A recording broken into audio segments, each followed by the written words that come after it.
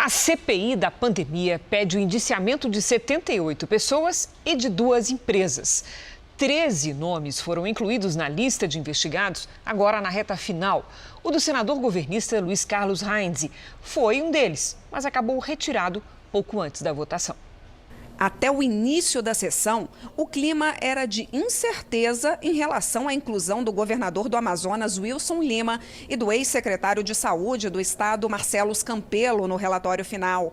Estes 2 nomes eram um pleito do senador amazonense Eduardo Braga, que ameaçava votar contra o documento se ele não responsabilizasse também os 2 pela crise de oxigênio em Manaus. Com medo de ter uma dissidência em cima da hora, o relator da CPI, apesar de resistente à ideia, avaliou que o melhor seria acatar a sugestão de Braga. Com a inclusão de mais 13 nomes, a lista passou a ter 81 pedidos de indiciamento, entre eles os de 2 empresas, a VTC-Log e a Precisa Medicamentos.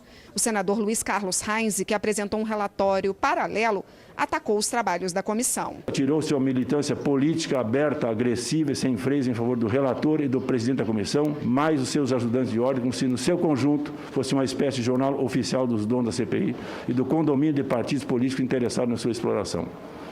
Todo tipo de ilegalidade ou de simples estupidez cometido pelos seus acusados foi aceito sem um mínimo de olhar crítico ou mera verificação dos fatos por parte da mídia. O relator então anunciou que Rainze teria o indiciamento sugerido. Foi um pedido do senador Alessandro Vieira. Pela maneira como, apesar das advertências, o senador Rainze reincidiu aqui todos os dias apresentando estudos falsos, logo negados pela ciência e pela maneira como incitou ao crime em todos os momentos. Eu queria, nessa última sessão, dar um presente à Vossa Excelência. Senhor presidente. Vossa Excelência será o 81º indiciado desta comissão parlamentar. Em nota, o presidente do Senado, Rodrigo Pacheco, afirmou que o indiciamento do senador Rainze é um exagero, mas que a decisão cabia à CPI. À noite, o senador Alessandro Vieira reconsiderou o pedido que havia feito e o relator Renan Calheiros retirou o nome de Luiz Carlos Rainze.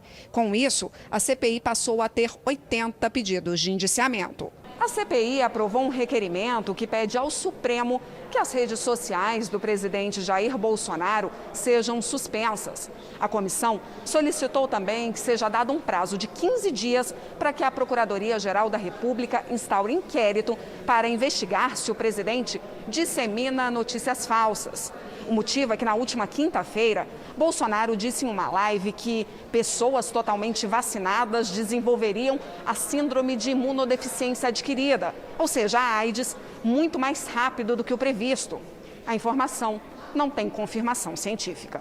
Além de Rainze, os senadores governistas Marcos Rogério e Eduardo Girão também apresentaram relatórios paralelos, ou seja, vão votar em separado, rejeitando o relatório de Renan Calheiros. Esta CPI, por ignorância ou má-fé, vendeu ao país informações que passam a impressão de que o governo federal é o único responsável pela condução do serviço de saúde, negando a descentralização, a existência de uma rede regionalizada e hierarquizada, como determina a Constituição.